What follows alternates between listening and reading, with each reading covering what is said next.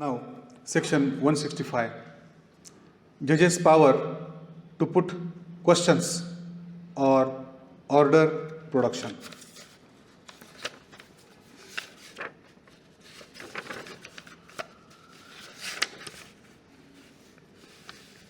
Judges' power to put questions or order production.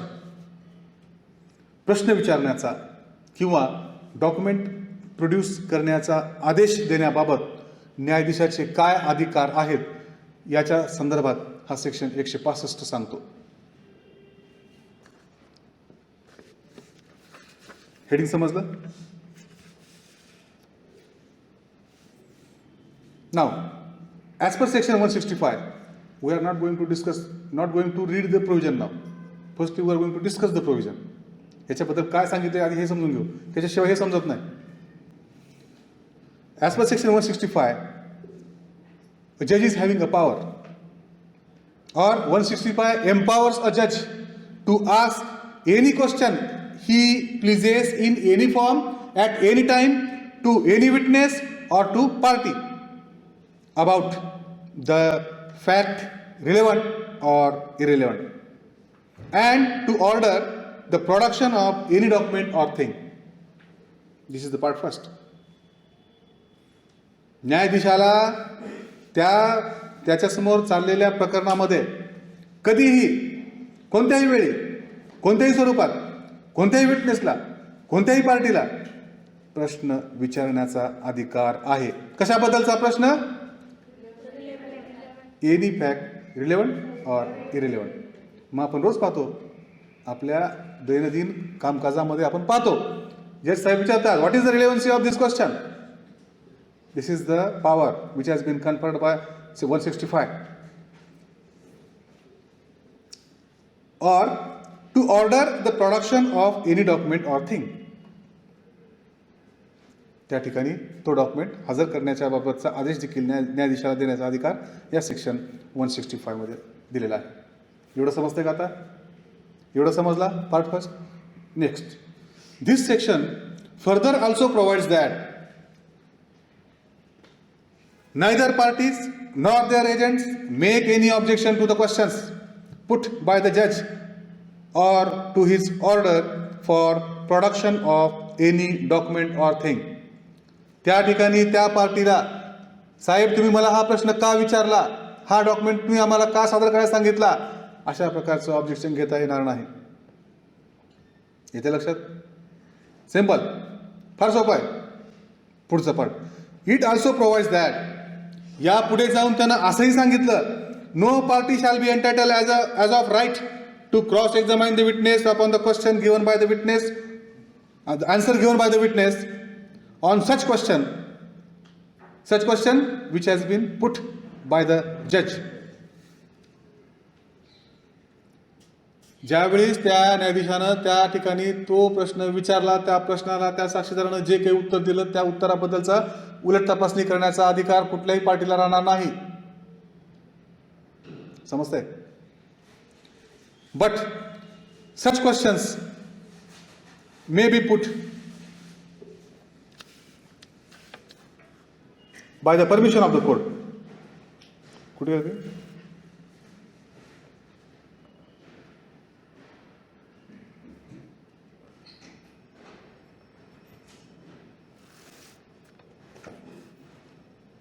Okay, provided that the judgment must be based upon the fact declared by this act to be relevant and duly proved. पुढचा part,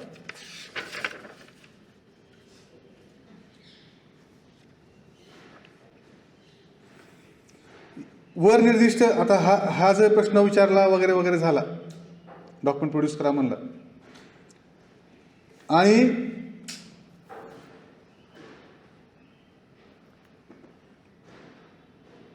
त्या ठिकाणी जो न्याय निर्णय देण्यात आलेला आहे तर ते judgment it must be based upon facts declared by this act to be relevant and duly proved.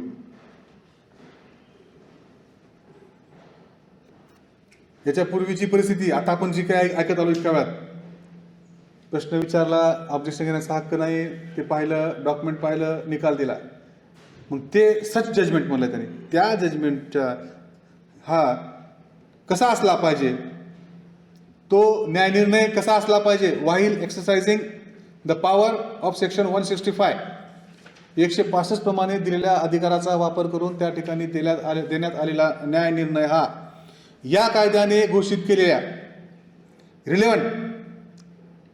Relevant fact आणि ड्युली प्रूव्ड रितसर अशा प्रूव्ह केलेल्या फॅक्ट याच्यावर आधारित तो न्यायनिर्णय असला पाहिजे. लक्षात येते का? सेक्शन 165चा अधिकाराचा वापर न्यायमूर्तींनी केला, मग आणि तो त्या अधिकाराचा वापर करून त्यांनी त्या ठिकाणी एक जजमेंट दिलं. तर हे जजमेंट हे रिलेव्हंट फॅक्ट आणि fact duly proved as per the provisions laid down by Indian evidence act, त्यांचा हा तो न्यायनिर्णय हा या कायद्यानं जे काही रिलेव्हंट फॅक्ट सांगितलेलं आहे किंवा कशा पद्धतीनं पुरावा, तर 165च्या अधिकाराचा वापर करून त्या ठिकाणी आलेलं जजमेंट हे रिलेव्हंट आणि duly proved by the evidence act या कायद्यानं सांगितल्याप्रमाणेच ते फॅक्ट रिलेव्हंट असावी आणि या कायद्यानं सांगितल्याप्रमाणेच ती फॅक्ट रीतसर साबित झालेली असावी, अशा पद्धतीचं ते जजमेंट असावं. कोणतं जजमेंट? ज्या जजमेंटमध्ये 165च्या अधिकाराचा वापर त्या न्यायाधीशांनी केलेला आहे ते जजमेंट. इथपर्यंत समजतंय? इथपर्यंत समजतंय का? समजते ना? हे समजलं तर पुढचं समजतं बरं का. आता हे सगळं लक्षात ठेवायचं आणि पुढे वाचायचं आपल्याला. प्रोव्हाइडेड ऑल्सो दॅट, त्यांनी काय केलं, याच्या पुढे जाऊन परत सांगितलं,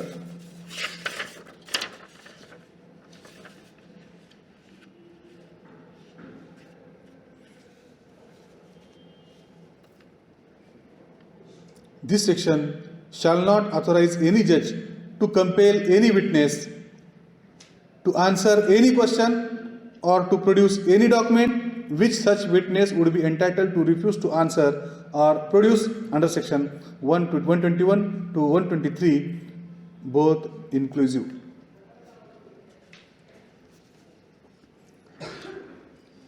आता 165 प्रमाणे जरी त्या न्यायाधीशाला ही पॉवर असली तरी सुद्धा न्यायाधीश त्या विटनेसला आन्सर द्या किंवा ते डॉक्युमेंट प्रोड्यूस करा अशा प्रकारची सक्ती करू शकणार नाहीत.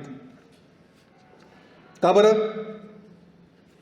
तो साक्षीदार 121 ते 131 बोथ इन्क्लुझिव्ह म्हणले, दोन्हीला धरून या कलमाखाली हक्कदार होऊ शकतो. कशाला? त्या प्रश्नाचं उत्तर देण्यास किंवा ते डॉक्युमेंट हजर करण्यास नकार देण्याला हक्कदार होऊ शकतो. कोणत्या कलमाप्रमाणे? 121 ते 131 या कलमाप्रमाणे. तर मग मात्र त्या ठिकाणी त्या साक्षीदाराला उत्तर देण्याची सक्ती किंवा डॉक्युमेंट सादर करण्याची सक्ती न्यायाधीश करू शकणार नाहीत. बरोबर आहे ना? तुम्हाला अधिकार दिला म्हणजे काय, तुम्ही कायद्यापेक्षा पुढे गेले का? कायद्यापेक्षा मोठं कुणी आहे का? कुणीच नाही. मग 121 आणि 131 या कलमाखाली जे काही प्रिव्हिलेजेस दिलेले आहेत त्या विटनेसला फॉर रिप्लाइंग द आन्सर और for production of any document, त्या प्रिव्हिलेजनुसार जर त्याला तसा हक्क असला, ज्या ठिकाणी तो हक्कदार आहे, त्या प्रश्नाचं उत्तर देण्यास उत्तराला नकार देण्यास हक्कदार आहे किंवा त्या डॉक्युमेंटचं प्रोडक्शन करण्यास तो नकार देण्यास जर हक्कदार असेल, तर त्या ठिकाणी मग हे न्यायाधीश 165चा वापर करत असताना त्या विटनेसला सक्ती करू शकणार नाहीत. फर्दर आता पुढे 148 आणि 149 तसेच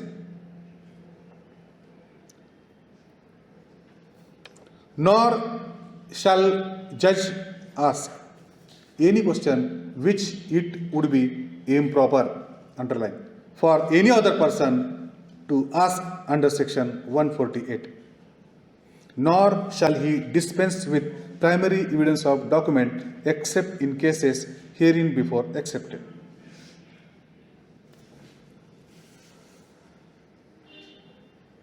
आता जर असे प्रश्न विचारले किंवा अपोनंट अपोजिट पार्टीनं डॉक्युमेंट मागवले, न्यायाधीश 148 आणि 149 प्रमाणे इम्प्रॉपर असलेले क्वेश्चन्स विचारू शकणार नाहीत.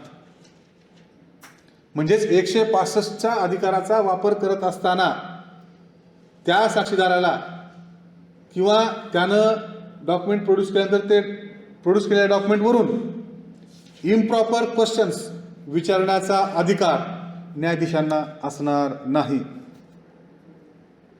आणि त्याचप्रमाणे यापूर्वी आता हे शेवटचं वाक्य लक्षात घ्यायचं, हिअरिंग बिफोर एक्सेप्टेड अपवादात्मक. या ठिकाणी त्याचप्रमाणे या ठिकाणी यापूर्वी अपवाद करण्यात आलेल्या बाबीशिवाय इतर बाबतीत कोणत्याही डॉक्युमेंटचा प्रायमरी एव्हिडन्स प्रोड्यूस करण्याबाबत न्यायाधीश सूट देणार नाहीत. डिस्पेन्स विथ म्हणलेला आहे. कशाला डिस्पेन्स विथ? नॉर ही शाल dispense with primary evidence of document except in the cases hereinbefore accepted. म्हणजेच ते 65चा क्लॉज. जिथं सेकंड एव्हिडन्स परमिसिबल तिथं त्यांनी दिली, पण इतर वेळी मात्र त्याला प्रायमरी एव्हिडन्स त्या डॉक्युमेंटचा देण्याबाबतची सूट न्यायाधीश देणार नाहीत. जेव्हा की त्यांनी 165 या अधिकाराचा वापर करून त्या ठिकाणी न्याय निर्णय दिलेला असेल तर. हे झालं जनरल. आता हे जनरल समजते का? काय सांगितलेलं आहे महत्वाचं काय याच्यामध्ये? What is the crux? 165 heading काय सांगतो? पॉवर ऑफ जज कशाची? To put question and to produce document or to order to produce document, याच्याबद्दलची त्याची पॉवर आहे. मग ही पॉवर एक्सरसाइज करत असताना सुरुवातीला त्याला अनलिमिटेड अधिकार आहे. पार्ट फर्स्ट, कधीही कुठेही कोणालाही काहीही त्यांना विचारू शकतं. कोणताही डॉक्युमेंट त्यांना सादर करा म्हणू शकतंय पार्टीला. हे त्याचे unlimited rights, unlimited power. But part 2 put some restriction on the power of जज which has been conferred by section 165. मग 165ला जी काही अमर्याद असे अधिकार दिले, त्याला वाटलं अरे खूप मला अधिकार मिळाले. तसं नाही, पुढे लगेच त्याला त्यांनी एक रिस्ट्रिक्शन्स, काहीतरी बंधनं घालून दिली. मग कोणत्या केसेसमधले बंधन आहेत ते? जर 121 आणि 131 या कलमाखाली, बोथ इन्क्लुसिव्ह या कलमाखाली जे काही प्रिव्हिलेजेस त्या विटनेसला दिलेले आहेत, त्या साक्षीदाराला दिलेले आहेत, त्या प्रिव्हिलेजेसनुसार तो जर त्या प्रश्नाचे उत्तर देण्यास नकार देऊ शकतो किंवा ते डॉक्युमेंट हजर करण्यास नकार देऊ शकतो, तर त्याला ते जज त्यावेळेस ते डॉक्युमेंट किंवा ते डॉक्युमेंट सादर करण्यास किंवा ते उत्तर देण्यास सक्ती करू शकणार नाही. अँड सेकंड वन आपला 148 आणि 149 याचा बदलचा आहे. नॉर शाल जज आस्क, त्या ठिकाणी ते न्यायाधीश त्याला असा कुठलाही इम्प्रॉपर क्वेश्चन विचारणार नाहीत जो की 148 किंवा 149 प्रमाणे ठरवून देण्यात आलेला आहे. आणि शेवटी nor shall he dispense with primary evidence of any document except in cases hereinbefore excepted. यापूर्वी नमूद केलेल्या अपवादाशिवाय इतर कुठल्याही ठिकाणी त्यावेळी तो न्यायाधीश त्यावेळी प्रायमरी एव्हिडन्स देण्याबाबतची सूट त्या व्यक्तीला देणार नाहीत. दिस इज सेक्शन 165.